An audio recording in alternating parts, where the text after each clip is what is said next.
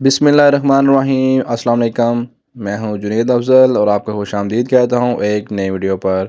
दोस्तों, आज की वीडियो में हम सीखेंगे अलाइड बैंक की डिपॉजिट स्लिप हम कैसे भरेंगे, अलाइड बैंक की डिपॉजिट स्लिप हम कैसे फिल करेंगे। चाहे कैश जमा करानी हो, चेक जमा करानी हो या अपने अकाउंट में प्राइस बॉन्ड जमा कराना हो, तो हम कैसे जो डिपॉजिट स्लिप है अलाइड बैंक की उसको फिल करेंगे। स्लिप भरने से पहले हमें अलाइड बैंक के अकाउंट फॉर्मेट को समझना होगा कि कितने नंबर का अकाउंट है, ब्रांच कोड कितने नंबर का है और ये स्लिप के ऊपर हम कैसे इसको फिल करेंगे। तो चलें बढ़ते हैं अपनी वीडियो के। चैनल चैनल पर नहीं हैं तो चैनल को सब्सक्राइब कर लें, टिकटॉक पर हैं तो चैनल को फॉलो कर लें। जैसा कि मैंने कहा कि स्लिप बनने से पहले हमें अकाउंट नंबर को समझना ज़रूरी है। मेरे सामने एक सैंपल अकाउंट है जो कि prime minister flood relief fund 2022 का अकाउंट है। देखें, ये एक लाइट बैंक का अकाउंट है। अगर हम अकाउंट नंबर की बात करें, यहाँ सबसे पहले तो पहले 4 नंबर का जो डिजिट है वो ब्रांच कोड है। इससे नीचे देखें तो हमें 16 नंबर का जो है वो अकाउंट नंबर मिलता है। अक्सर का बैंक के अकाउंट नंबर 10 या 12 डिजिट के होते हैं, कुछ बैंक के 11 डिजिट के अकाउंट नंबर भी होती हैं, लेकिन हमें यहाँ पे तकरीबन 16 नंबर का जो अकाउंट नंबर है वो मिल रहा है। तो हमें यहाँ से कैसे स्लिप फिल करनी है। अगर हम आई बैन की बात करें तो आई बैन किसी भी बैंक का हो पाकिस्तान के अंदर वो 24 डिजिट का यानी कि 24 डिजिट का होगा, जिसके अंदर सबसे पहले पी के आएगा, उसके बाद 2 डिजिट आएंगे, फिर बैंक का जो स्विफ्ट कोड है 4 डिजिट का वो आएगा, जैसे कि अलाइड बैंक का ABP है। तो इसके नीचे जो है वो 16 डिजिट है, वो अकाउंट नंबर है। तो चलिए अब जानते हैं हम इस स्लिप को, इस अकाउंट नंबर के थ्रू हम कैसे स्लिप को फिल करेंगे।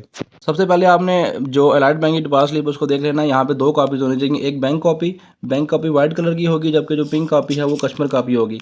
इसके बाद आपने यहाँ पे जो सीरियल नंबर है वो इसका मैच कर लेना। आपका सीरियल नंबर जो है वो कस्टमर कॉपी से हमेशा मैच करना चाहिए, क्योंकि आपका जो सीरियल नंबर है डिपॉजिट स्लिप का वो आपके अकाउंट में जब ट्रांजेक्शन होगी तो वो उसमें ऐड होगा। इसके अलावा यहाँ पे अगर बात करें तो उसके बाद यहाँ पे ब्रांच नेम है, आप ब्रांच का नेम लिखेंगे जिस ब्रांच से आप ट्रांजेक्शन कर रहे हैं। यहाँ पे डिपॉजिट टाइप के अंदर आप लिखेंगे कि आप कैश ट्रांसफर कर रहे हैं या चेक जमा करा रहे हैं। फर्ज करें यहाँ पे मैं कैश जमा करा रहा हूँ तो यहाँ पे मैं कैश को टिक कर दूंगा। और यहाँ पे जो ब्रांच का नेम है वो यहाँ पे मैं लिख दूंगा। कोई भी जो ब्रांच का नेम है वो यहाँ पे लिखेंगे जिस ब्रांच से आप ट्रांजेक्शन कर रहे हैं। यहाँ पे अगर हम आगे बढ़ें तो सबसे पहले यहाँ पे करेंसी है। करेंसी के अंदर देखें तो आप किस करेंसी के अंदर ट्रांजेक्शन कर रहे हैं। पाकिस्तानी रुपया है, अमेरिकी डॉलर है, बरतानवी पाउंड है, यूरो है या कोई और करेंसी है। तो यहाँ पे हम पाकिस्तानी रुपया को सिलेक्ट कर लेते हैं। फर्ज करें हम पाकिस्तानी रुपये के अंदर कोई ट्रांजेक्शन कर रहे हैं।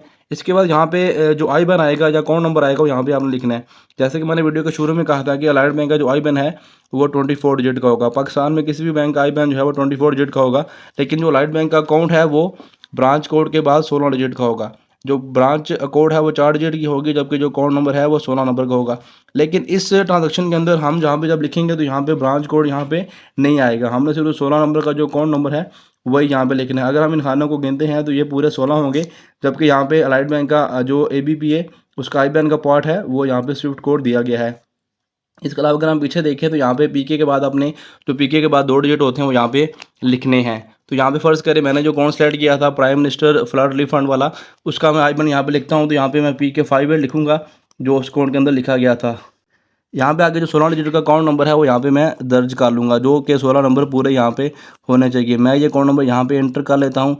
आपने भी सेम इसी तरह अपना जो 16 डिजिट का अकाउंट नंबर है बगैर ब्रांच कोड के यहाँ पे एंटर करना है। अलाइड बैंक की एक निशानी है कि इनके अकाउंट पे एंड पे 000 और उसके बाद कोई 2 डिजिट आते हैं, ये अलाइड बैंक के अकाउंट की निशानी होगी। इसके बाद है जी account title, card holder name. देखिए कार्ड होल्डर नेम की मुराद है कि आप क्रेडिट कार्ड का बिल भी जमा करा सकते हैं। यहाँ पे अगर आप क्रेडिट कार्ड होल्डर हैं अलाइड बैंक के तो आप यहाँ पे इसका बिल भी जमा करा सकते हैं। अगर हम यहाँ पे बात करें अकाउंट टाइटल की तो यहाँ पे जैसे मैंने जिक्र किया ये अकाउंट जो था प्राइम मिनिस्टर रिलीफ फंड के नाम से था, तो यहाँ पे हमने अपना जो टाइटल है अकाउंट का वो लिख लेना है। देखिए टाइटल लिखने के बाद आपने यहाँ पे रिमोट ब्रांच कोड देखें, यहाँ से ये मुराद है कि आप किस ब्रांच में ट्रांजेक्शन कर रहे हैं। जैसे कि ये जो अकाउंट नंबर है ये 0428 ब्रांच से बिलोंग करता है, तो हम यहाँ पे 0428 यहाँ पे लिख देंगे और यहाँ पे जो ब्रांच का नेम है वो लिखेंगे। जो भी ब्रांच का नेम है वो यहाँ पे हम दर्ज कर लेंगे।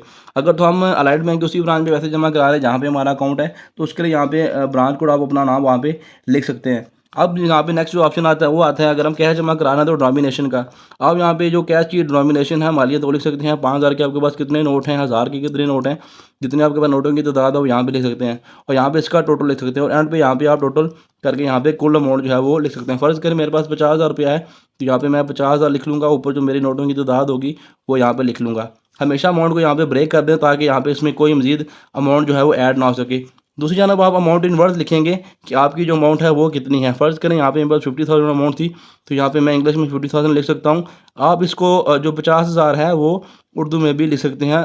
लैंग्वेज का जो है वो कोई फ़र्क नहीं यहाँ पे देखा जाएगा। अब बात आती है कि हम इस स्लिप के ऊपर चेक कैसे जमा कराएंगे। देखिए, यहाँ पे फ़र्ज़ करें मेरे पास किसी बैंक का चेक है, एचबीएल का, यूबीएल का, अमेज़न बैंक का, तो यहाँ पे बैंक का मैं नेम लिखूंगा। यहाँ पे फ़र्ज़ करें मेरे पास एचबीएल का कोई चेक है, तो यहाँ पे मैं एचबीएल लिखूंगा। ब्रांच का नाम फ़र्ज़ करें कोई इस्लामाबाद की ब्रांच है, तो उस ब्रांच का मैं यहाँ पे नाम लिख लूँगा। आगे जो चेक नंबर है, इंस्ट्रूमेंट नंबर है, वो यहाँ पे लिखूंगा। चेक नंबर एचबीएल के जो है वो 8 डिजिट के होते हैं, तो आजकल इनकी सीरियल जो है वो 8 डिजिट की आ रही है, तो उसके मुताबिक मैं कोई चेक नंबर जो मेरे पास चेक होगा वो यहाँ पे लिख लूँगा।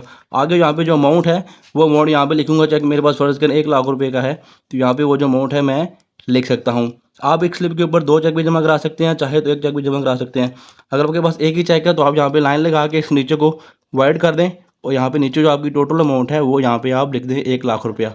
ठीक है, ये आप इस तरह करके लिख सकते हैं। अगर आपके पास एक से ज़्यादा चेक है, 2 चेक है, तो नीचे आप दूसरा चेक यहाँ पे लिखेंगे और यहाँ पे इसकी टोटल रकम जो है दोनों चेक की यहाँ पे लिख देंगे।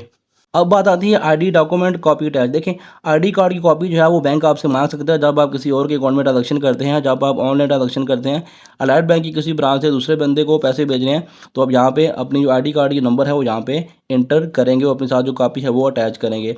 आपका जो CNC नंबर है 13 डिजिट का, वो यहाँ पे आपने दर्ज करना है। अब आ जाएगा डिपॉजिटर का नेम, कौन बंदा पैसे जमा करा रहा है। यहाँ पे अपना जो नेम है वो आपने एज पर CNC एज पर आईडी कार्ड यहाँ पे दर्ज करना है। देखिए, अगर आप तो लाइट बैंक के कस्टमर हैं तो आपको कॉपी देने की ज़रूरत नहीं पड़ेगी। आपने सिंपली अपना जो अकाउंट नंबर है वो यहाँ पे दर्ज कर लेना है। फ़र्ज़ करें आपके पास IBAN नंबर है तो आप वो भी लिख सकते हैं। अगर आपका सादा अकाउंट नंबर है तो वो भी आप यहाँ पे इंटर कर सकते हैं। नीचे आ जाएंगे जी, आपका मोबाइल नंबर। आपका जो मोबाइल नंबर है उसके ऊपर लाजमी लिखें। देखिए, किसी किस्म का मसला होता है, बैंक जब कॉल करता है, अगर आप अपना करेक्ट नंबर नहीं लिखेंगे तो आपके लिए प्रॉब्लम क्रिएट होगी। तो कोशिश करें अपना जो मोबाइल नंबर ऑन हो, जो आपका नंबर आपके पास हो, वही नंबर यहाँ पे इंटर करें। इसके बाद आ जाते हैं आपके डिपॉजिटर के सिग्नेचर। अगर तो आप साइन करते हैं तो आप अपने साइन करेंगे। अगर आप लाइट बैंक के अकाउंट होल्डर हैं तो आप अपने अकाउंट वाले साइन करेंगे। अगर आप अकाउंट होल्डर नहीं है, आपके पास आईडी कार्ड की कॉपी है, तो आप अपने आईडी कार्ड की वाले जो साइन है वो यहाँ पे करेंगे। अगर आपके आईडी कार्ड पे अंगूठा है तो आप अपना अंगूठा यहाँ पे स्टैम्प पैड से लगाएंगे। यहाँ पे जो ऑथराइज सिग्नेचर है वो बैंक, जब टेलर है बैंक काउंटर पे आप जाएंगे तो वहाँ पे जो ऑथराइज़र होगा वो अपने साइन यहाँ पे करेगा, यानी कि टेलर कैशियर जो है अपने साइन करेगा। उसके बाद जो मैनेजर ऑपरेशन है ब्रांच का या ऑथराइज़र है जो आपकी एंट्री को ऑथराइज करेगा, ओके करेगा, वो यहाँ पे अपने साइन करेगा। देखिए, इस बात का यकीन कर लें कि FPP जो वैलिडेशन है वो यहाँ पे लाजमी होनी चाहिए। FBP वैलिडेशन से ये मुराद है बैंक की जो स्टैंप है यहाँ पे कम्प्यूटराइज स्टैम्प यहाँ पे लगनी चाहिए। देखिए, आजकल मैनुअल स्टैम्प का ज़माना ख़त्म हो गया। बैंक की जानब से यहाँ पे कम्प्यूटराइज स्टैम्प लगेगी, जो कि एक प्रिंटर की मदद से यहाँ पे लगाई जाएगी। ये जो बायोमेट्रिक स्लिप है उस प्रिंटर के अंदर रखी जाती है, जो कि कम्प्यूटराइज स्टैम्प होती है, ऑटोमेटिक स्टैम्प होती है, वो यहाँ पे अटैच होती है, जिसकी कार्बन कॉपी जो है वो नीचे लाजमी आएगी। आप इस बात की यकीनी बना लें स्लिप फिल करते हुए, जो भी आप ऊपर फिल कर रहे हैं वो नीचे कार्बन कॉपी में सेम एज इट होना चाहिए, क्योंकि आपकी जो चीज़ें हैं वो सारी मैच होनी चाहिए। कल का कोई भी मसला प्रॉब्लम बनता है तो आपकी स्लिप है वो आपके पास प्रूफ है कि आपने इस स्लिप के ज़रिए ट्रांजेक्शन की थी, पैसे जमा कराए थे, चेक जमा कराया था।